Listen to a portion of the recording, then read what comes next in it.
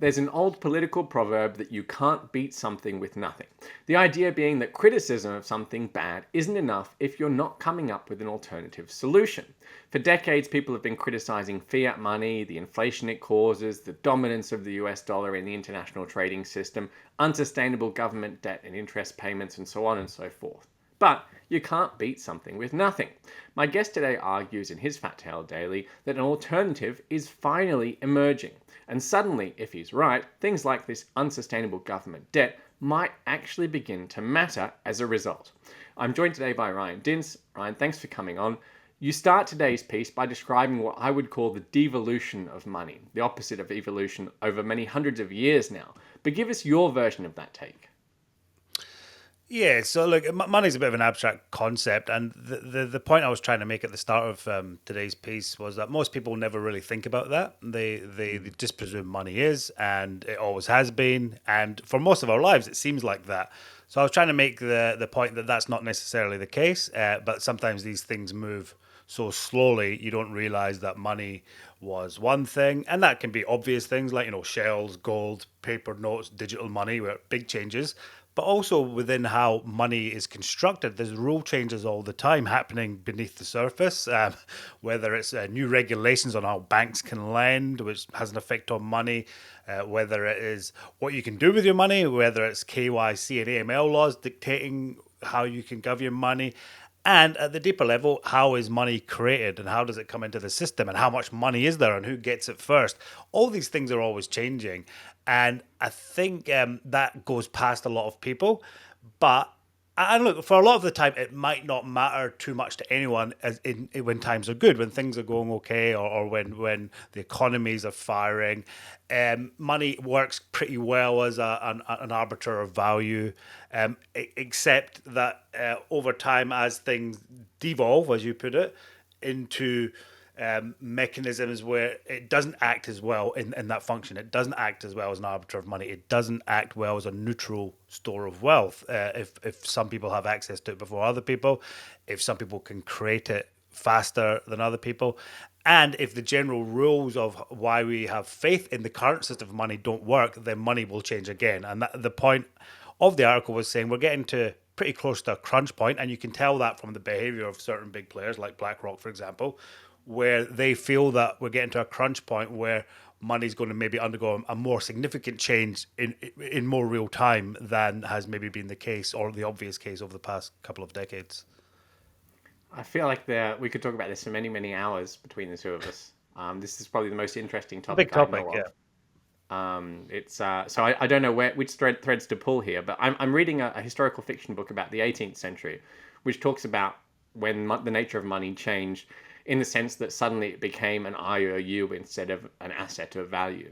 And the book is about that transition in terms of how it changes politics and money and merchants and trade and so on and so forth. The idea that instead of paying one another money, you can just say, well, I owe you that money and I'll repay it at some point in the future. And that IOU itself became money, creating these massive credit systems that we now have today. The distinction that I think we're focusing on right now is that money's become an active policy tool of government.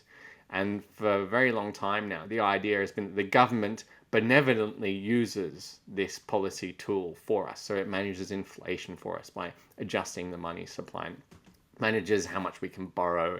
All these things are for our good and for the wealth of the economy and for prosperity. But I feel like that's changing at the moment, and suddenly governments are starting to use the power over money as a policy tool for their own good, in the sense that they've borrowed too much money and they're trying to keep the financial Yeah. system stable, and they're having to use it for not necessarily nefarious means, but for means that are not necessarily part of the social contract of always managing money for our good, for as a benevolent purpose. And that's why that trust is being lost. CBDCs are a good example of that. Bailouts are a Yeah. good example of that. The inflation we've had over the last few years, which was beneficial for government by devaluing debt, is a good example of that. It feels like the nature of money has changed, um, just even the last 10, 15 years. And we're talking about really long cycles of change here. Do you think that that shift in money being used against us, against the average person, is why people have lost trust in it? Yeah, look, you've put that really well. I probably agreed with everything you said there. Yeah, we tend to think of money or the managers of money being benevolent, there being a social contract they have to adhere to. Mm. The problem is as we've gone through various economic cycles, the reaction to any period of crisis or turbulence has been to push the rules of money further and further and further, which has centralized control, Mm. which has resulted in more money printing. And like you said, we've probably reached the point where the aim of monetary authorities and governments now isn't the benevolent purpose, it's maintaining that level of control. And that's why we're at a bit of a crunch point, I feel. The give you a very sort of recent example was when, if you remember, the Canadian truckers a couple of years back that were protesting the Trudeau government in Canada about certain COVID rules and the effect it was having on their livelihood. Well, Trudeau's response, or the Canadian government's response to that, was to freeze their bank accounts, and so that's a fairly drastic measure for a government that's supposed to be a benevolent manager of the monetary system. That is, like you said, that's using it as a tool of political control. But the broader picture is the debt situation for a lot of governments, and I talk about the US because if you think about it, Mm. the US is the reserve currency. Why is it the reserve currency? Because for a long time it had the strongest economy. It's the most open society. It has a strong rule of law. It has strong individual rights. That's the historical basis. That's why it's not Chinese money that's the reserve currency, and it's not Australian money. It's American money that is the reserve currency. The problem we've got at this point in time, and this is the point which makes it pertinent today, is that they have been creating government deficits, spending money, spending money, and for political purposes. To get re-elected, I'll reward this bunch with a bunch of money. I'll spend money here. It's not their money. It's just the usual politician's trick of paying people to get elected. But the point is now they've got $35 trillion worth of debt, $1 trillion worth of interest payable every 100 days or something like that. It's a monumental sized debt, and it's got to the point where their GDP growth, their economic growth, will not be enough to rein that in. And it doesn't seem like anyone cares. If you follow the Kamala versus Trump election campaign, it wasn't even asked once in the recent debate. And so it just seems that everyone's like, yeah, look, we're just going to keep on spending this money, and as long as everyone accepts it, we'll keep on doing it. And what will happen. But right now, it's just a mad rush to spend this money that can just be created at will, that can't be paid back. And I know you said at the start, actually, yeah, we've always had these big macro doomers, the government debt, and that's a decade long topic. But the point we're at now, the US government debt and the ongoing deficits are so large. I think I read something that said if you include the unfunded liabilities in America, which is like Social Security and other expenses, you've got US government debt of somewhere close to 150, to $200 trillion. You would need GDP growth of about 12% a year, economic growth of 12% a year, just to stay level with that debt. If you have GDP growth of less than 12%, the debt just grows larger. So you get this growing debt, and the economy can only go there. And so that has to have a day of reckoning. And we're at the point where people are starting to recognize that. And in the article today, I talk about how Blackrock, are actually talking about that now for a long. So the financial system is talking about it now for the first time. The mainstream financial system, I would say, the politicians are still ignoring it. And so then the question for you as an investor is, all right, this seems to be an issue that's coming on people's radars now. Where do you put your money if that's the case? If no one's going to do anything about this, what happens to money? That'll be an ongoing topic. Like you said, we could talk for hours about what are the possibilities. But as an investor, if money is reaching this point of change, that's going to have an effect on all your other investments. So what do you do about it? That's the sort of the topical point for today, I suppose. Yeah, and the point I was trying to make with my introduction is that unless you've got somewhere to go, some alternative to protect yourself, and still have some sort of use case as money, you can't really escape, right? That's the beauty of the government's monopoly on money, is you can't escape. There's no way around it.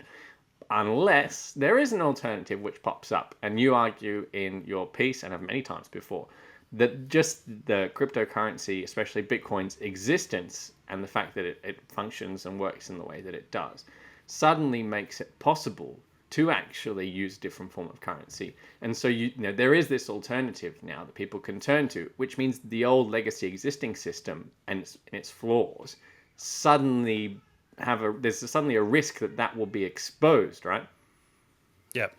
Yeah, look, yeah. So there is competition. There is a free market competition. So if you think about the current government money as fiat money, money by decree, we're told this is money, and we have to use the various rails that the banks create for us. Suddenly, you've got this emergent form of money, which is how Austrian economists would say money does form. It forms by people freely adopting an asset as money, not the government telling them what to do. And so Bitcoin emerged. It's been around for 14 years. A lot of people have a lot of preconceptions on it, but the important thing to notice is that year by year, steadily by steadily, the value grows. It's volatile from time to time, but over any 2 or 3 year time frame, the returns are massive usually, and it is getting more and more users and more adoption all the time. So you've got this asset, this purely digital form of money that you and I can own. I could send you some Bitcoin now over the internet. You would get it if we used the Lightning Network. You'd get it instantly and almost for free. If you used the main chain, which is the full chain, you'd get it within 10-20 minutes. It would cost maybe 60 cents right now. I could send you any amount of money. And the amazing thing there is I'm sending this asset which doesn't live on the financial system network in any way. We're not touching a bank rail. We're not touching any other financial rail. There's no middleman in that transaction. It's cryptographic. It's peer to peer.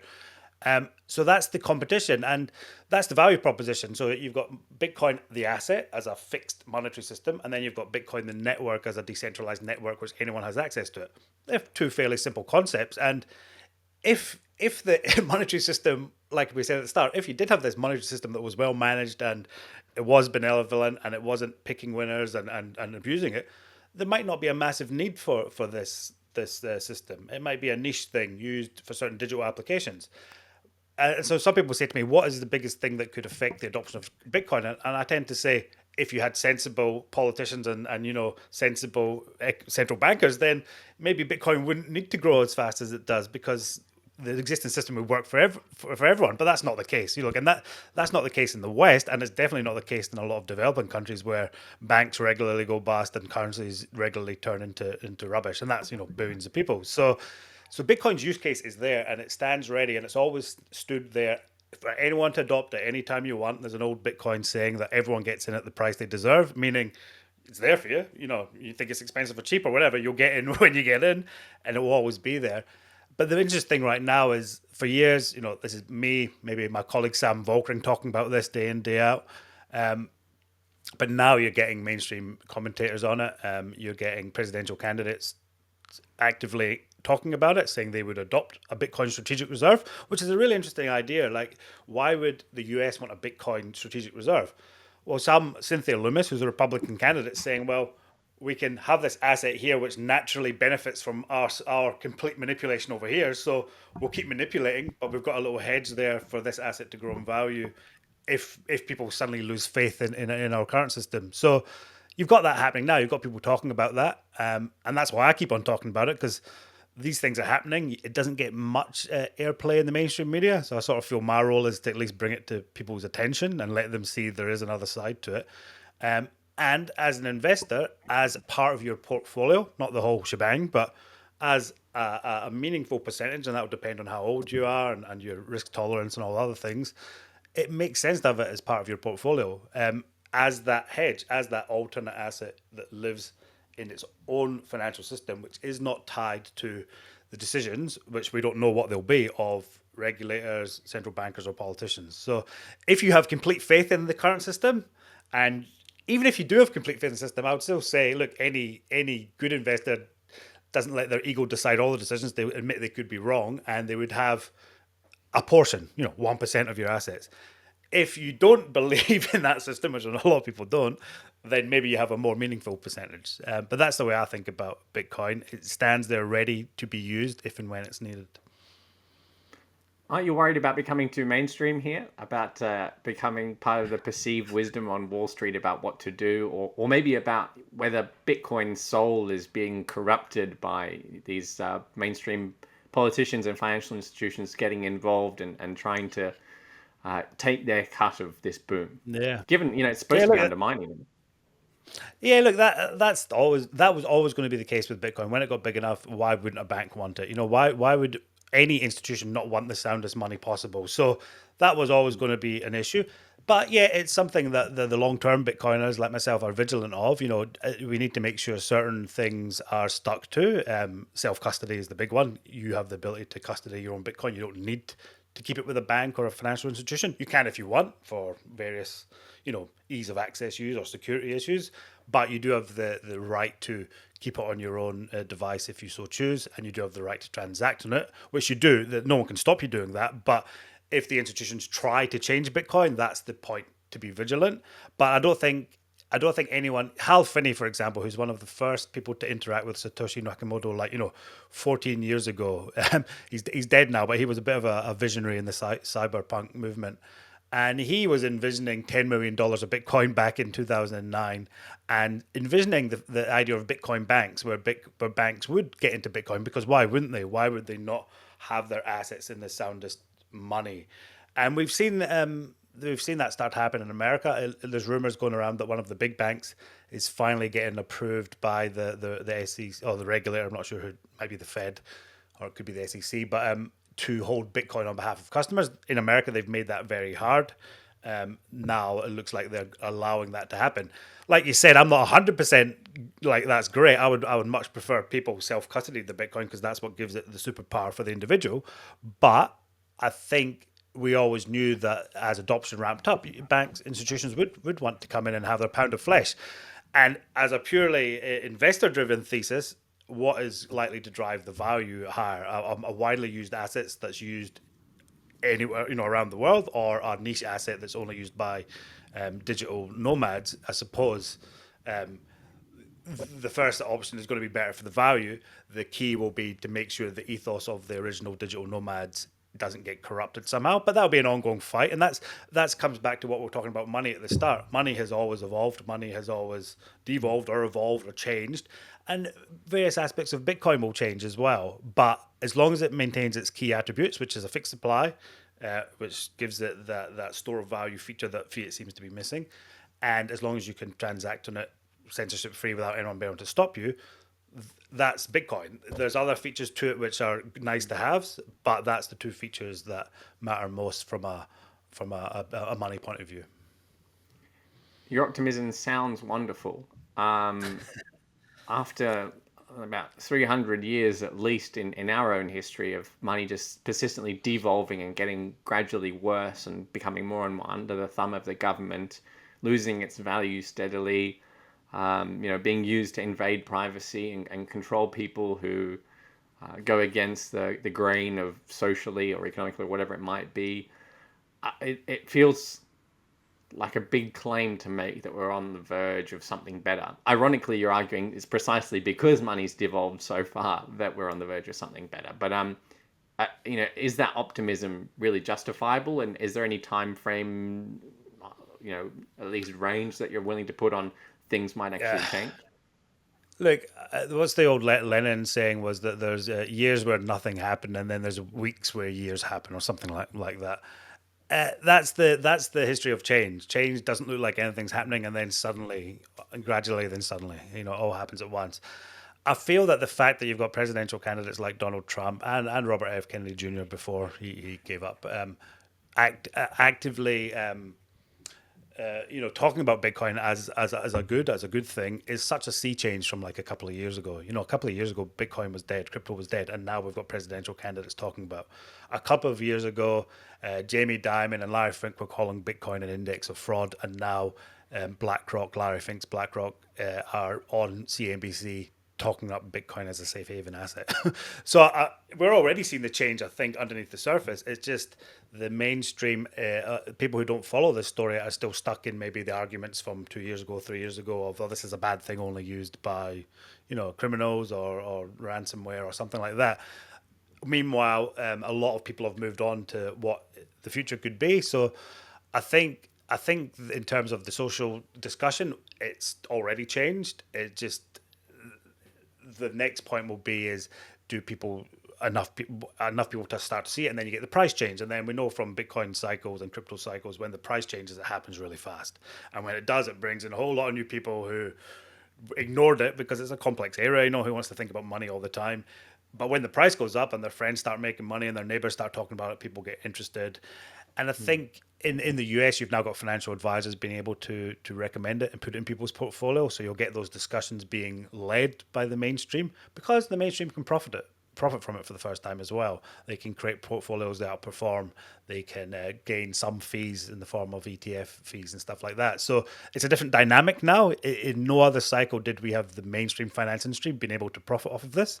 So, the skeptic in me would say is it's now in their interest to pump it, and so they probably will, they probably will because this time they benefit. It's not going to be Binance or FTX benefiting some new exchanges. It's going to be BlackRock who benefit, or JP Morgan or the Bank of America.